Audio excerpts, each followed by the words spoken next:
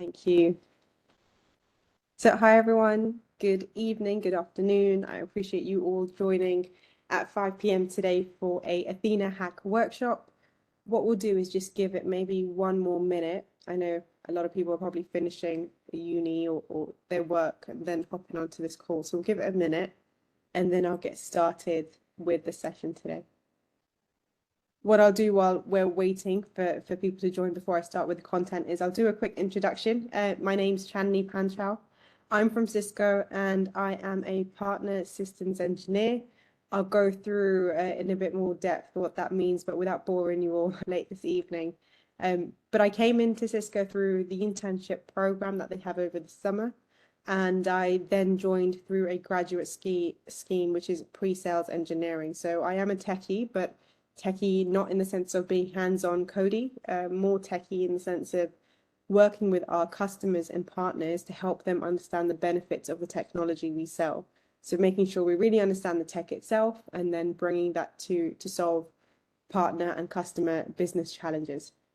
I've also got some help with me on the call today. So Peter Morris has kindly agreed to join and help as well. So if you have any questions throughout the session, please feel free to drop them in the chat window.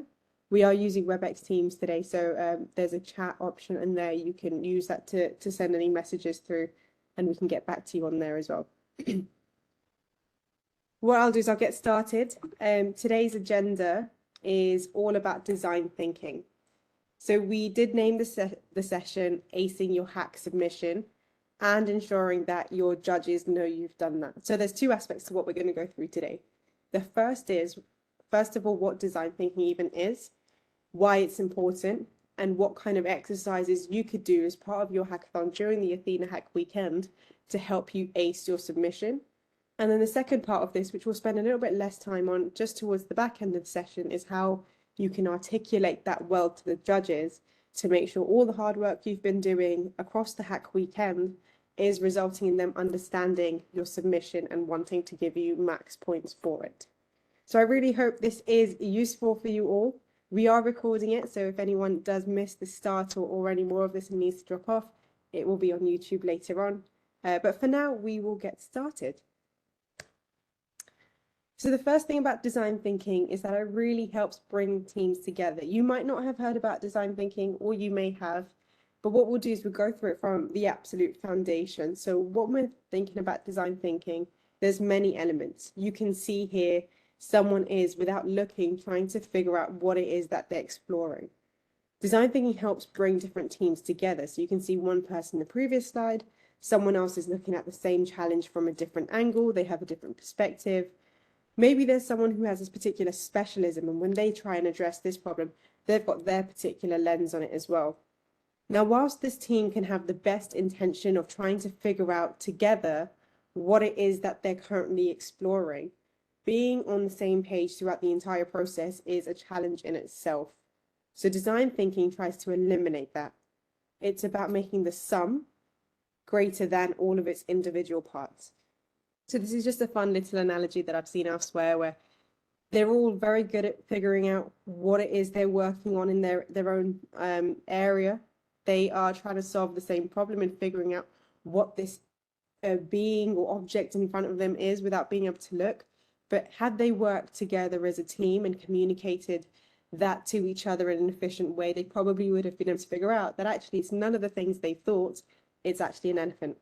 So this is a good analogy of what design thinking can help you and your team achieve over the hack weekend. Another key aspect or benefit of design thinking is helping your team align on your thoughts.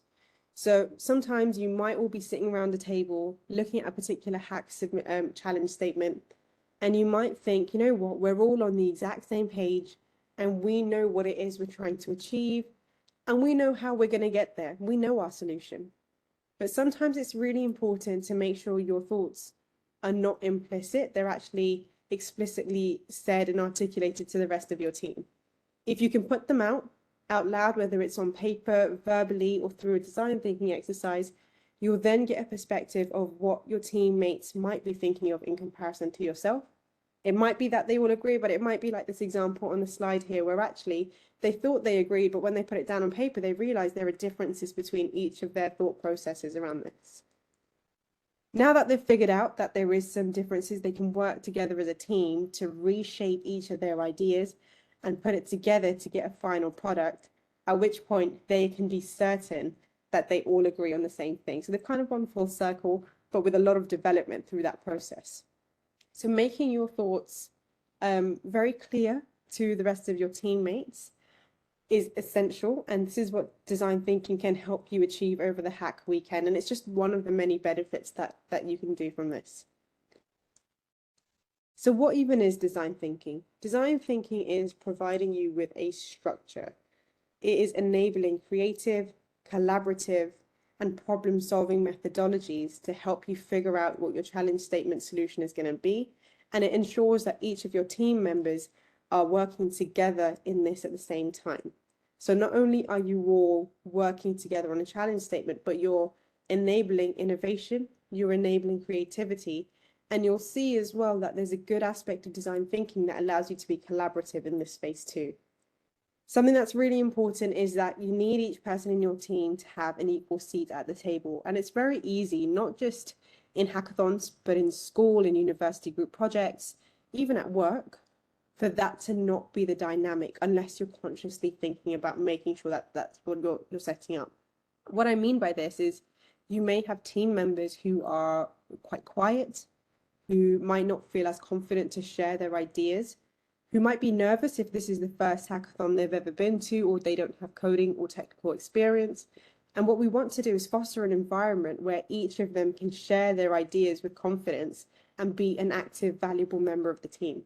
And this is another aspect of what design thinking will enable teams to do. And I'm talking about this in the context of a hackathon, just because we're delivering this workshop for the Athena hack. And I want to make sure you can all use what we share in this workshop to absolutely ace your submission on the weekend.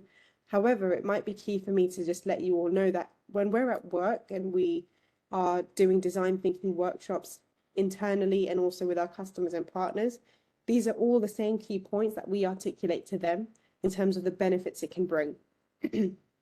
So it doesn't just come down to a hack solution. It actually has real world business benefits.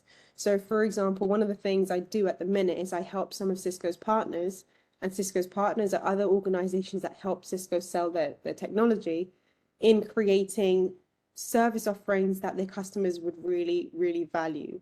So what is it that a customer is facing? What problem is it that a customer is facing that they can then create a solution around and help them overcome it?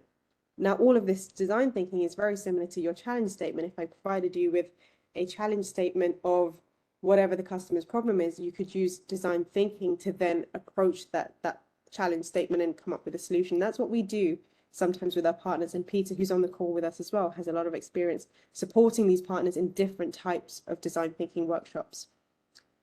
What we'll be doing is taking you through a series of exercises. So I'm going to try my best to keep this interactive. I would love for you all to use the chat window to share your ideas, your thoughts, and there'll be moments where I prompt you all as well to do this. So please feel free to keep it interactive. I want to make sure you guys are engaged because I know it's the end of the day and I want it to be fun for you all as well to be here.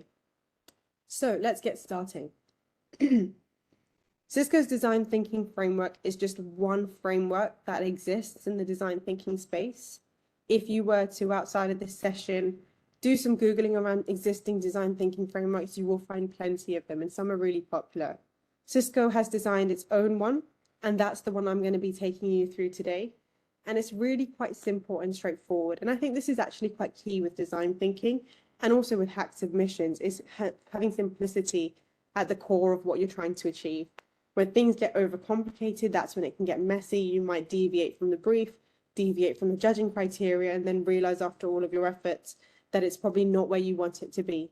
And that's what we're going to try and focus on today. How can we hone in on what you're being asked of, who the target audience is that you're addressing, and making sure the judges are aware of the amazing solution that you've put together in that time. There are two key elements in any of the design thinking frameworks that you come across. And the first one is including some level of empathetic exploration of your challenge. So you might go into a challenge typically, and it happens more often than not, especially in the workplace, where you go in with an analytical or a logical mindset. Now, these have amazing pros to them, and it's very relevant to be thinking in an analytical, critical way, or in a more logical sense and practical sense. But including some level of empathetic exploration is what's going to make sure you're absolutely addressing the right market with whatever solution you come up with. The second aspect of this is spending the majority of your time not jumping to a solution that you think addresses the challenge statement, but actually really exploring the problem that you're trying to fix or trying to work towards. So there was a quote, I think, I can't remember who it's by, where it says, if the world was ending and I needed to come up with a solution to stop it, I'd spend 95% of the remaining time trying to understand the problem, and then 5% of the time ideating ways to resolve it. So really having a strong foundational understanding of what it is you're addressing will help make sure your solution is relevant, appropriate, and is actually doing what you need it to do. So when we talk about these percentages, so spending the majority of your time understanding the challenge, that falls into the first two buckets that you see on this framework, the discover and the define. The discover is all about exploring what the actual problem and opportunity involved is. It also involves aligning your team's your goals, your ideas, your approach, and then coming up with a common problem statement that you're all going to collectively work towards. So that's where you get to the define stage, really being able to clarify and outline the problem that you're now trying to solve. Finally, the explore one, and that is that remaining 5% or that minority of the time you have left over, where you actually try and come up with solutions that address what you've understood about your challenge statement.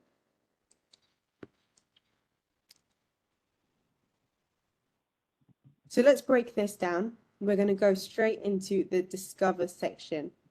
Discovering is all about understanding your users. So let's think about the challenge brief that you might be hacking towards on Saturday this weekend.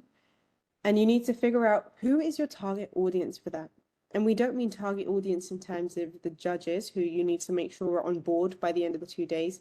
We mean who's going to be using your solution that you develop. Who is your end user for whatever it is you design this weekend. Making sure you understand them really well is what leads to you discovering an opportunity to build something and showcase something. This comes down to empathy. So this is all about empathy. And I'm going to give you your first exercise now. If you could all use the chat window to share, what does it mean to you to be empathetic? So I'm really keen to get your ideas. I'm going to stop sharing just for a second, and I'm going to give you just a minute. I'm just going to give you a minute to share what you think it means to be empathetic. So I can see put yourself in someone else's shoes. That's a really good aspect. So understanding someone else's perspective is always key. Are there any more ideas of what this could be? Understanding how others feel. That's a really good one. So we're going to go into this actually in the next section. Putting yourself in someone else's shoes and understanding how they feel can be two separate conversations. And that's what we're going to explore in just a second. So that's really important. Some of the other things that you can think of can include being non-judgmental. So being open-minded to other people's experiences and being willing to absorb like a sponge what it is that they are sharing so you can broaden your understanding of a problem or a problem statement. So I'll go back to sharing my slide once again.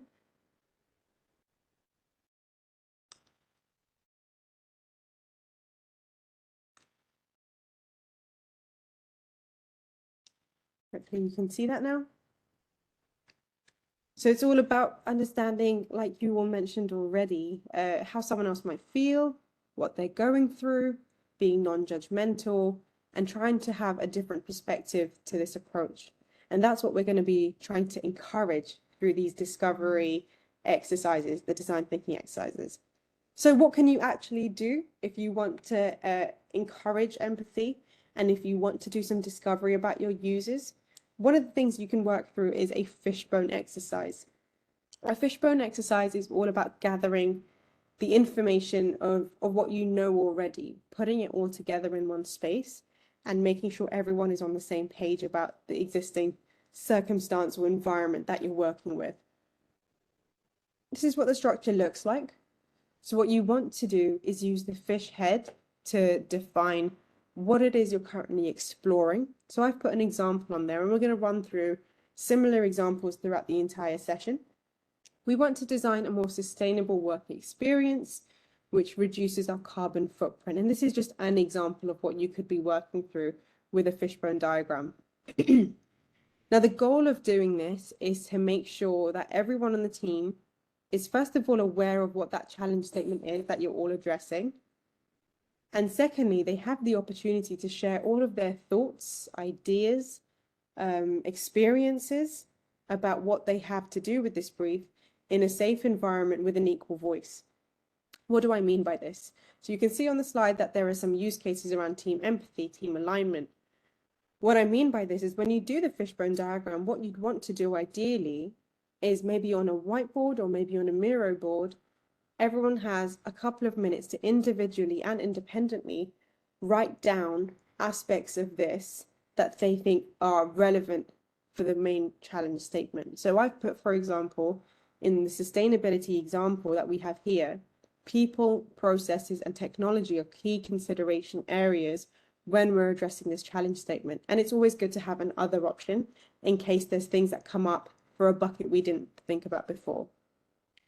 If everyone does this individually and independently, what it means is that everyone gets an opportunity to write down on the same sheet of paper, you're doing all of this together on one diagram, their ideas, their thoughts, their experiences.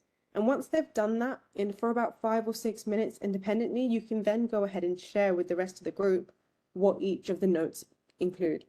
So I'll give you an example. With the sustainable work experience, maybe Peter puts down on there, in the people aspect of our challenge statement, he's worried whether our customers would even care about creating a sustainable work experience. Would it even impact our customers? Someone else might put on there that in terms of people, they're worried about the finance department. The finance department tend to say no to a lot of initiatives because of budget. So that's something that's coming to mind as we're just doing our initial discovery of the challenge statement itself. When we look at processes for the sustainable work experience, I might put on there that we should add green to the design processes from the beginning till the end. The reason for that being it will help us get closer to our goal. But what the point of us doing this individually is everyone got to put their own post-it note in the appropriate tags. So we've got a couple more for processes. Maybe someone's worried about whether we can work virtually a bit more instead of coming into the office to save on those travel emissions.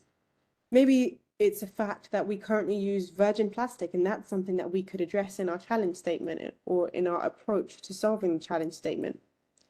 And I mentioned having an other category just because there might be things there that we haven't thought about but are really relevant. So maybe we can review best practices across the industry. Maybe someone in the team has actually seen this before and has past experiences. So what they've done in their 5 minutes is they've written a little note to say, look, we've tried this before. What you want to do with design thinking exercises, once you've had a couple of minutes to individually write down your post-it notes like we've just done here, you can then go and collectively talk through each of the notes. So Pete might explain in a little bit more detail why he put, will the customer care? What is his thinking behind posting that there? And we can all as a team absorb his perspective on this. And this is, again, as I mentioned, just writing down, gathering and structuring thoughts that come up initially. There's not really anything that needs to be done other than putting on paper what you already know. Another really cool thing about doing design thinking exercises in general, but also this one in particular, is once everyone's put down their post-it notes or written on their whiteboard, however you choose to do this, and once everyone's shared their thinking behind putting these notes on each of the categories, you can go to a vote. So we've got 4 categories here. Each category has got multiple post-it notes.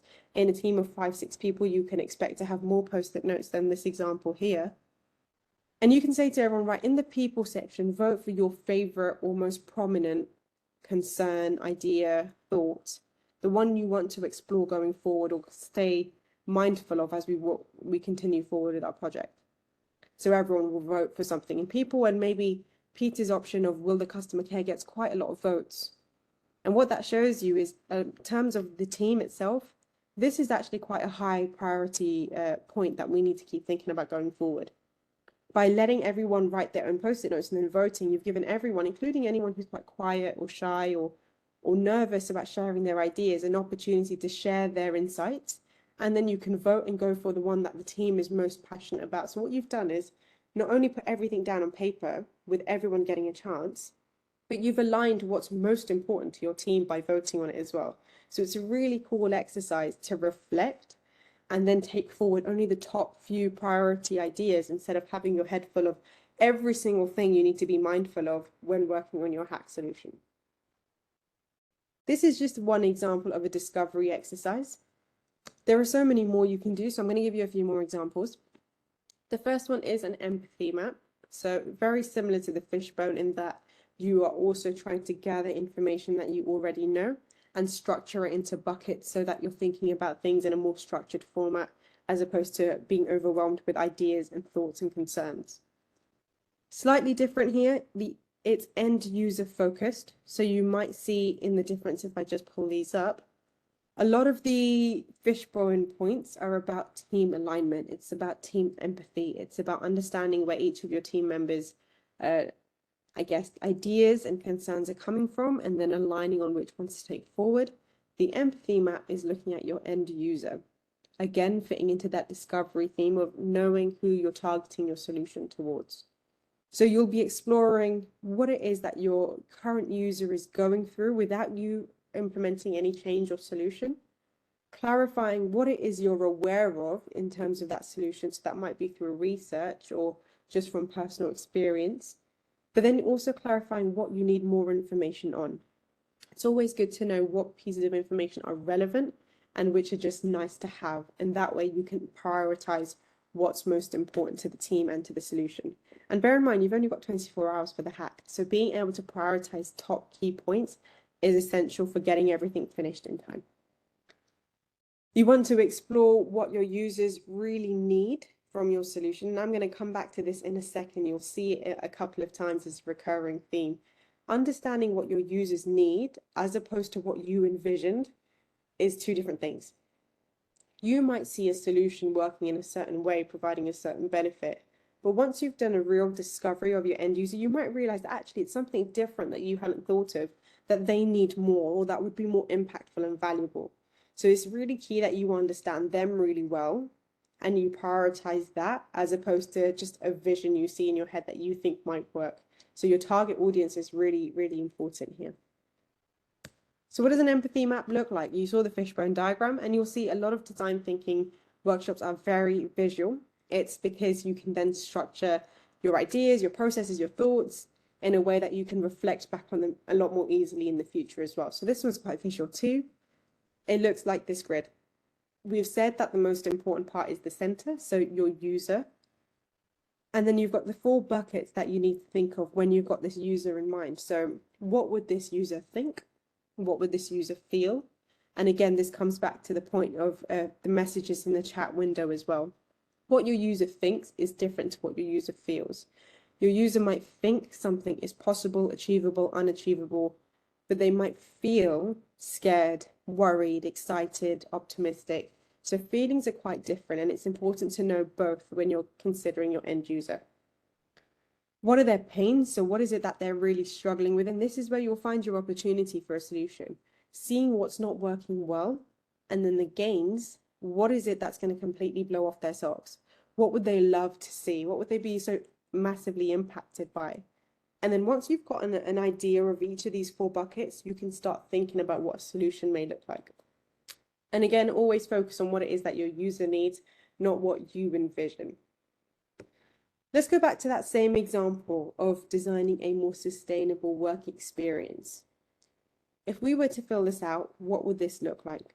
So we've created a made up character right in the middle, Jill. She's 38 years old. She's a product manager, and she's going to be the end user of whatever solution we create to the sustainability work experience. What does she think? Jill thinks that the world isn't going to get greener by itself. The team should do something about it. That's what she thinks. She thinks that there's got to be somewhere that the team can start from. She's feeling worried. She's feeling worried about the planet.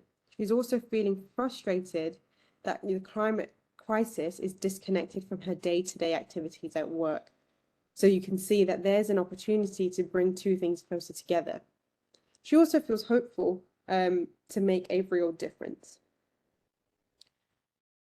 The pains that she's facing with regard to sustainable work experience is that the product's design team doesn't really account for sustainability. So in terms of designing actual products, they're not as passionate as she is from the sounds of it, or trying the amount that she would like them to in creating greener products.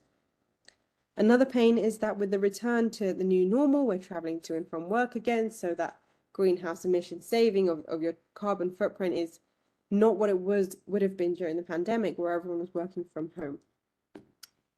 Here are the things that would make Jill super happy. If you could eliminate unsustainable practices at work, or if you could have a company that's fully known for sustainability, become a company that's fully known for its sustainability. These are the things that we can focus on to make Jill happy. So this is just an example of how you'd use an empathy map. Later on in the presentation, we're going to redo this empathy map, but with your judges in mind.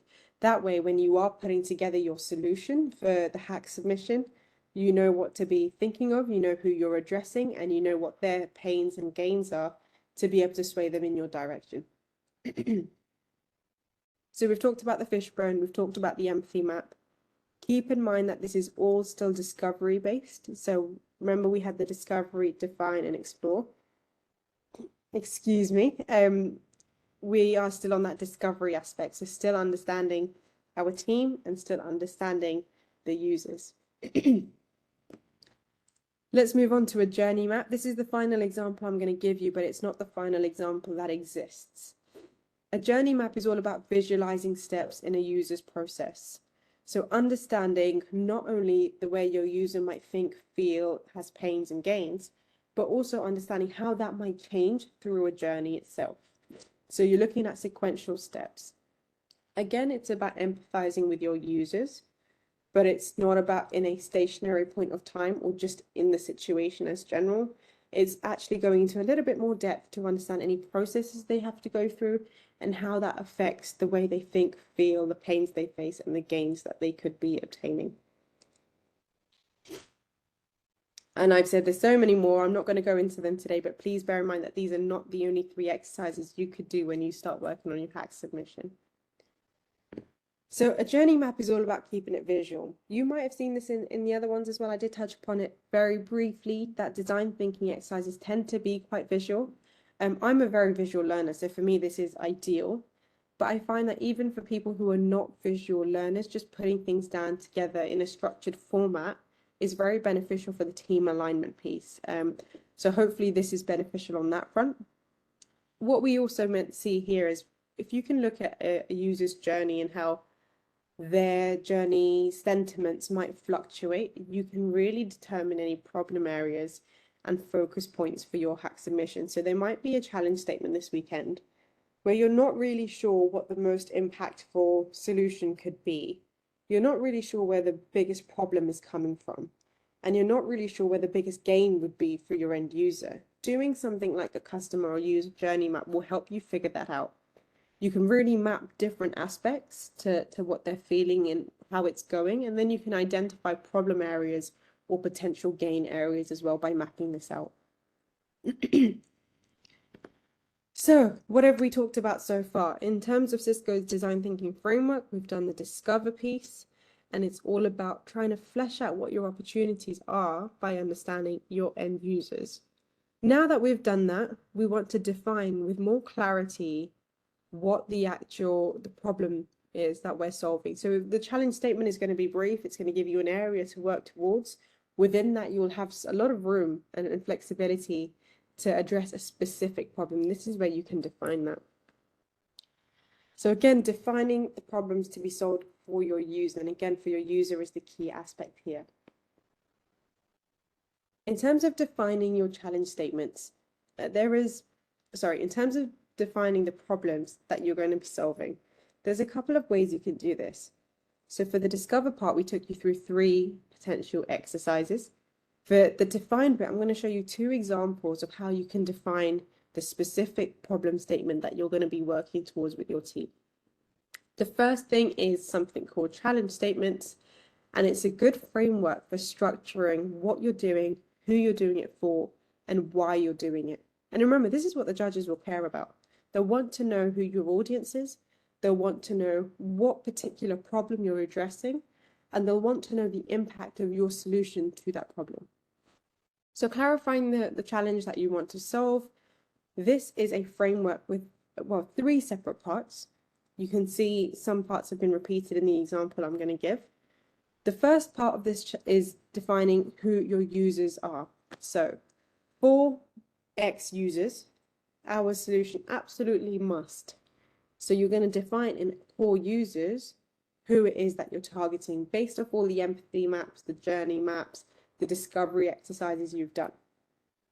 Now, a key part of this is our solution absolutely must. So by doing the different explorations, you would have your key priorities of what it is your solution needs to be able to do. And then you've got primary problem to be solved. So that's the absolute essential element. And I'm going to take you through an example in a second. But whilst you're doing that, there may be some additional benefits you'd like to explore. So that's where the 3rd and 4th lines, the secondary problem and the tertiary problem, come in. You finally end it up by saying how all your current solutions that exist, they're falling short. So what you're doing, that first of all, there's a gap for it, and secondly, it's going to address the above. You can see this has a very human-centered approach because the first thing you're doing is defining your end user and your target audience. But you can also see that there's going to be lots of clarity around what it is you're trying to solve. So let's go back to the next example of the sustainability work environment. A reminder of the challenge statement example that we've been working with is creating a more sustainable work experience. So if I had to do this for this challenge statement, I would do for our team, because we're talking about a work experience. So it's the team that I work with that's involved in this. For our team, our solution absolutely must enable sustainability at work.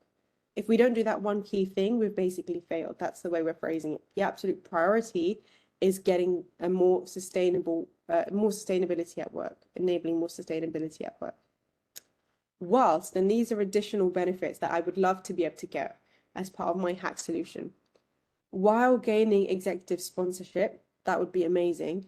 Plus, if possible, creating a sustainable product. So my absolute key priority is enabling sustainability at work. However, achieving these 2 additional benefits will also be amazing.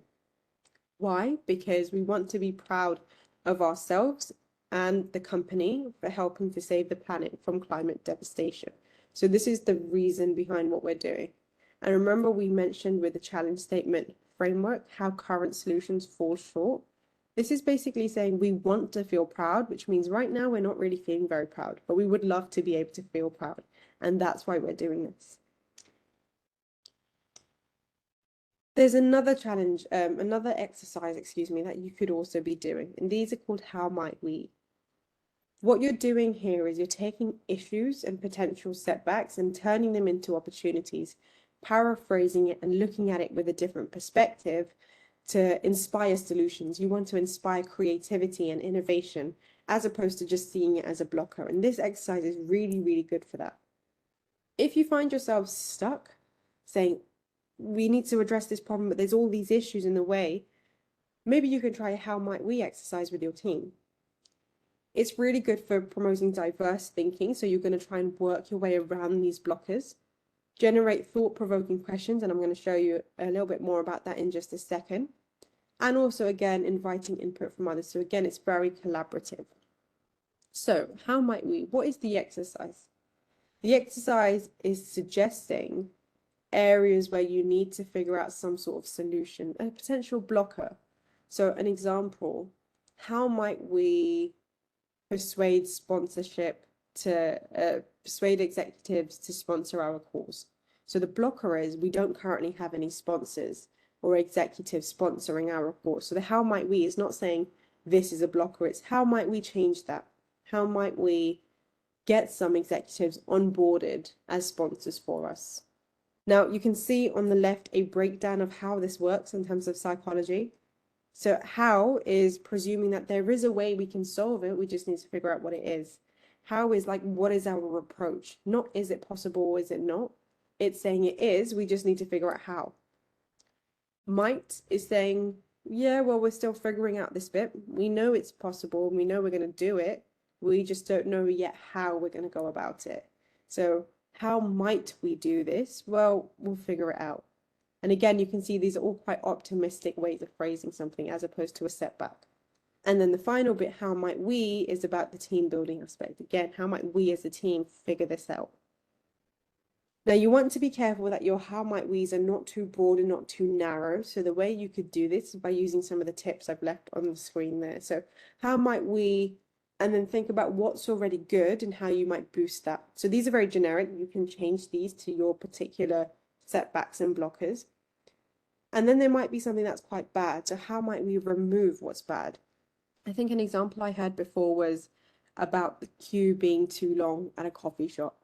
And it's causing a lot of stress and frustration from the customers. It's also putting a lot of stress on the staff who are trying to serve and create the drinks for them.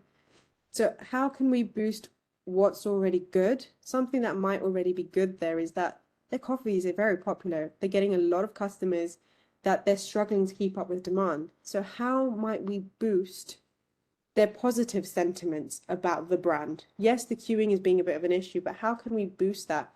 Maybe you could have a tray of tasters for coffee or juices or anything new being shared out to people who are waiting in the queue.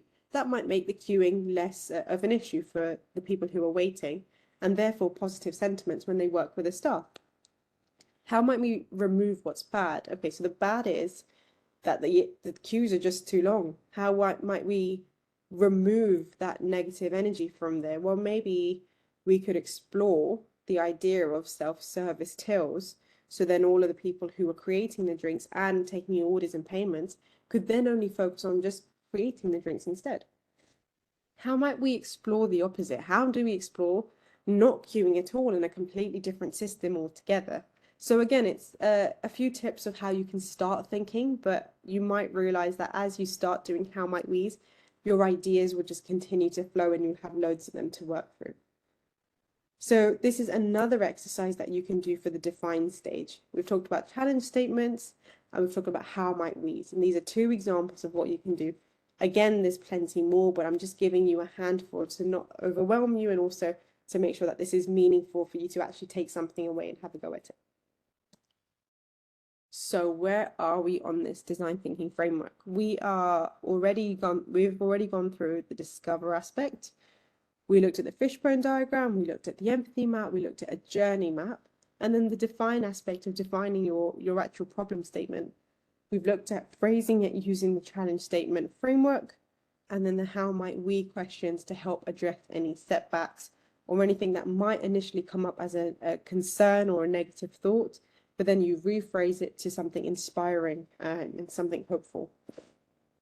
This is that sort of 95% that we mentioned of really understanding your team, your users, the problem, and making sure everyone's aligned. And now we can do the exploration bit. So this is exploring creative possibilities for your actual end users, addressing the problem statement you've come up with. So in a more articulate way, exploring creative possibilities to solve problems for your user. Now, it's essential to be open-minded when you do design thinking. You would have seen in previous exercises that we've gone through that it's all about being empathetic, about absorbing other people's perspectives, concerns, ideas, and honing it down so everyone has an equal voice at the table, and then you're working together as a team going forward. So open-minded a mindset is really, really important for this. It's not about having good ideas, bad ideas. It's about getting started together and generating lots and lots of possibilities. So there was a quote I saw that said, to have a great idea, you need to have a lot of them. It's statistically not likely that the first idea you have is going to be your best idea. So it's key that you don't each go in. And this is also back to that initial, I guess, what we spoke about at the beginning of this workshop, that it's not about jumping straight into a solution. It's about understanding the solution, the problem that you're trying to address with your solution. So you need to have lots and lots of ideas, and then from there, figure out which one the best one is. Again, there are design thinking workshops and exercises you can do for this. You won't be surprised as I keep saying that throughout the rest of our time on this call. So we're going to do one more exercise together, and that is a warm-up of being open-minded for design thinking. So let me, oh, sorry, just stop sharing here. And I'll show you something here. So I'm going to share with you a warm-up that we're going to be doing together. So on the screen, what you can see is my brilliant idea. My brilliant idea is that we should put seats on the wings of an aeroplane. And I am really keen and really excited, and I'm just all in for this. And this is what I'm sharing with my team. So the point of today's exercise that you're going to do now is practice, I guess, just the open-minded aspect of design thinking. We're going to do it in two ways. First of all, I'm going to give you all a minute to use the chat window to share all the things that are really bad about this idea. Why is putting seats on the wings of a plane an awful idea? And you've got only 2 minutes, or maybe even one, because we're quite short on time, to articulate in the chat panel. So I can see that it's unsafe. Are there any other reasons why putting a seat on the wing of a plane is a bad idea? It's too cold. Yeah, a couple of people are saying cold. Falling off their seats, not very comfortable. Can't get the food and drink. That's a good issue. If you're on a long haul flight and you can't get access to any food or drink, I'm sure the customer sentiment is going to be pretty poor. So there's plenty of reasons why this is a ridiculous idea. But now, okay, noisy, I need my sleep. That's a very true one as well. You need some serious noise cancelling headphones for this. But I'm going to stop all of these thoughts just here. And in reality, you'd probably have longer to do this exercise, but I'm cutting it short for the interest of time. But what I need you to do now is actually think about why this might be a fantastic idea. I know it probably in realistic terms is not the way forward, but let's just explore for fun. Why would it be a really great idea to have seats on the wings of a plane? We've got really good views, plenty of legroom, that's a really good one. Feeling the clouds, again, more seats, so higher capacity, maybe that's good for the business of the plane as well.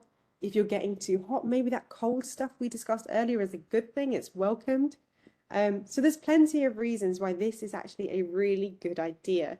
This is just something you could do as a warm-up for your team. So you can see it's got everyone thinking about challenging the thoughts that immediately come to mind when there's an impractical, unrealistic solution. But it's also good fun. More than anything, I'm hoping a couple of these comments that can come through have made you giggle slightly, as they have done for me. Beats claustrophobia, there you go. That's a really good one. So this is just something to sort of break the ice with your team.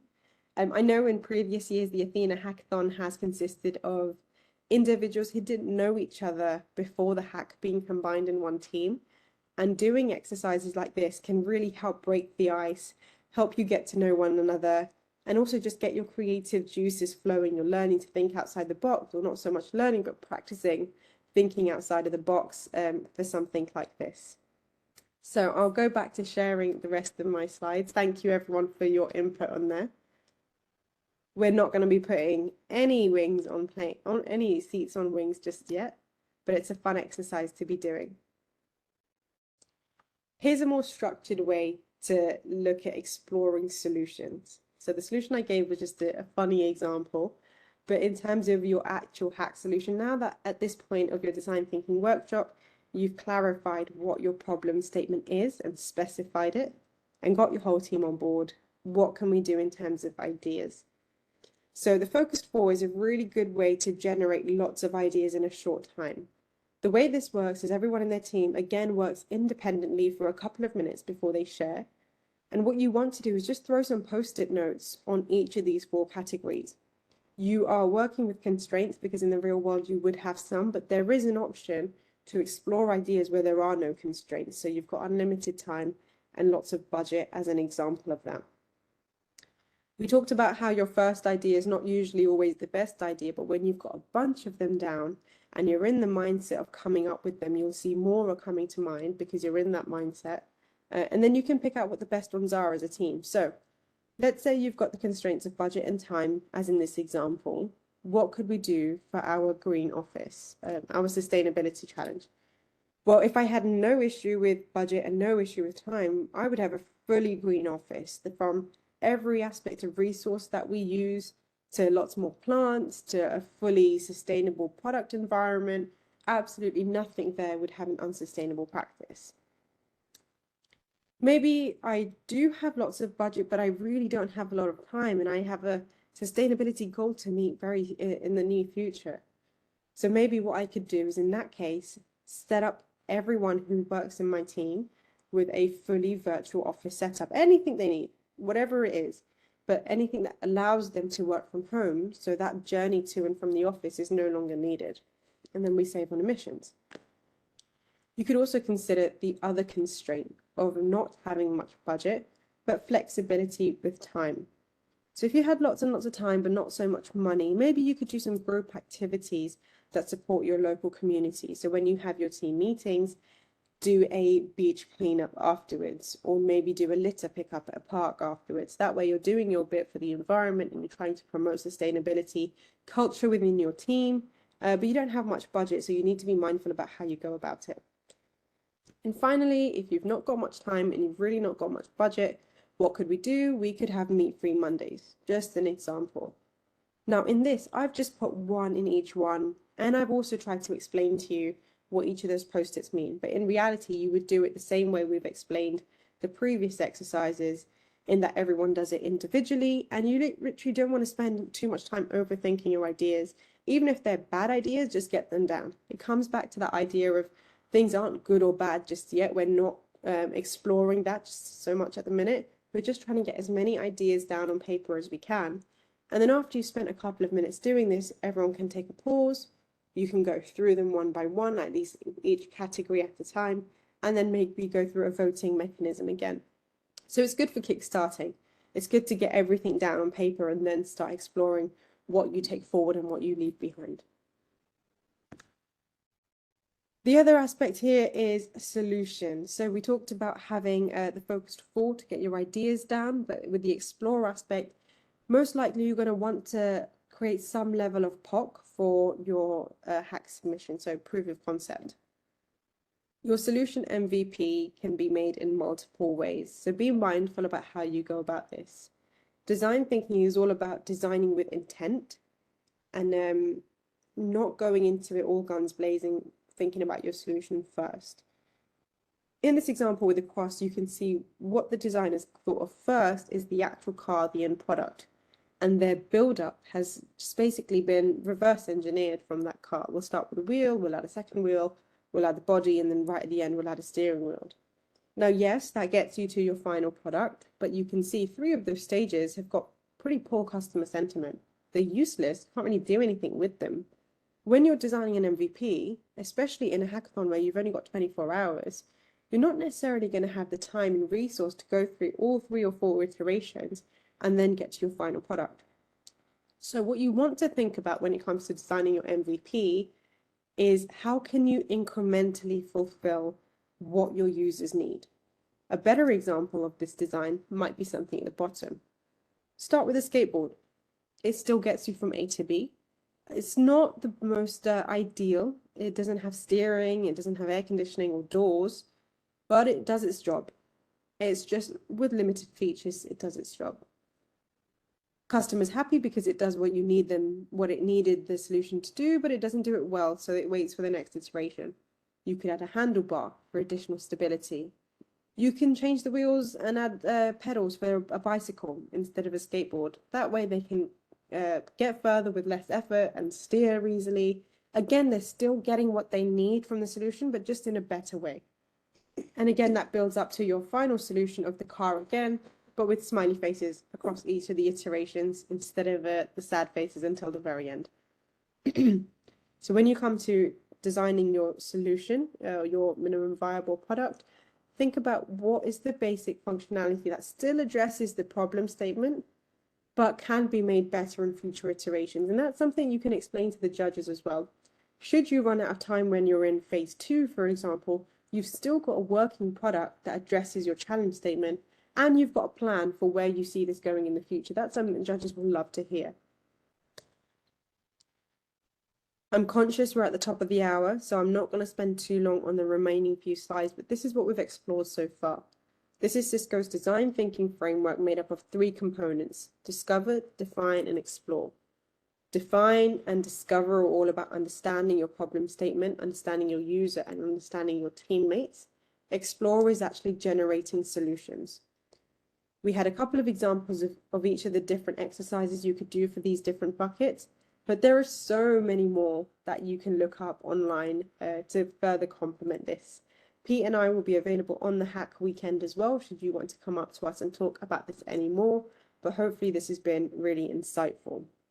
Before I finish, there was one more thing I told you I would cover, and that is how you can articulate your solution to your judges in the final pitch, so that all of this hard work you've done over the Hack Weekend is clear to them. They understand who it is that you're working towards, what problem you're trying to address with your challenge statement, how it is you propose to do that, and how you've worked as a team to get yourselves there. To make sure you articulate it all well, maybe you could do an empathy map for the actual judges. So we've got an example judge here, a 45-year-old female tech director. She's one of the judges from the panel. We're just making this up, by the way. What does she think? What does she feel? What are her pains and what are her gains? Now, keeping all this in mind, we can articulate our hack submission in the best way possible. She thinks, this is really cool, she thinks there are so many awesome groups, and she thinks actually it's a lot of information to take in when you're judging this many different teams. She feels proud of the hackers for the work that they've achieved in the last 24 hours. She feels happy to contribute to the cause. And she feels a little bit overwhelmed because of the amount of information she's taken in those hacking submission judging pieces. The pain is that she might get an info overload and then begin to struggle.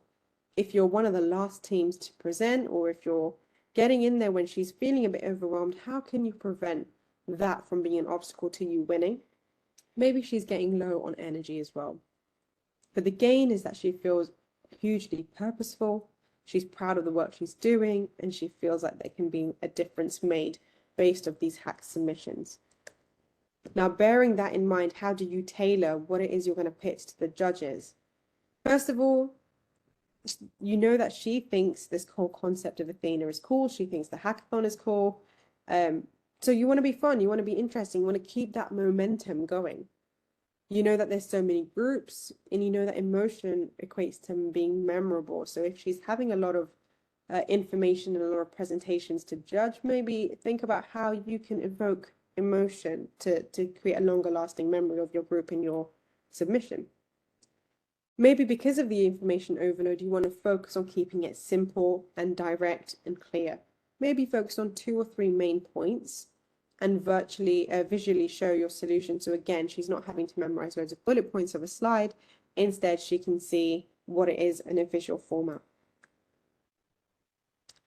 Maybe you can start with the purpose. She feels really proud of the theme and the cause behind Athena.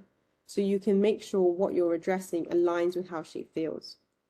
There's a lot more around this, so you can talk slowly and have less text. Again, that's really helpful for when there's a lot of information being delivered, just because they have time to process, absorb, and feel a certain way about it too. Pains and gains, I'll skim through these quickly. You don't want to make them think. You want to make things really clear and easy and straightforward. She's going to have had a lot of information thrown at her already, and she's going to have a lot of emotions about what she's seeing. So maybe keeping it direct, clear, and simple is the best way to make sure what you're saying is being processed, again, similar to what we've said already. And also avoid being monotonous and not being interesting in the way you articulate what it is you're sharing. Finally, that she feels purposeful and she knows that there's huge impacts to be made out of this. So make sure you hone in on that when you speak to your judges. Now, this is obviously a fictional character, but I don't think any of these points are too different from what a Athena Hack judge would be feeling anyway. So once you do get on site, if you ever meet the judges, maybe you can think about doing an empathy map based off the characters that you meet and doing some research around what is important to them and what isn't, and how they're feeling and what they're thinking. What are some of the pains and gains there? And then you know to tailor this going forward. All of this works not just for a hackathon, but for group projects, for work as well. So do keep these in mind. But with all that being said, I have nothing left other than to wish you luck. And very excited to meet and see a lot of you on the Saturday and the Sunday.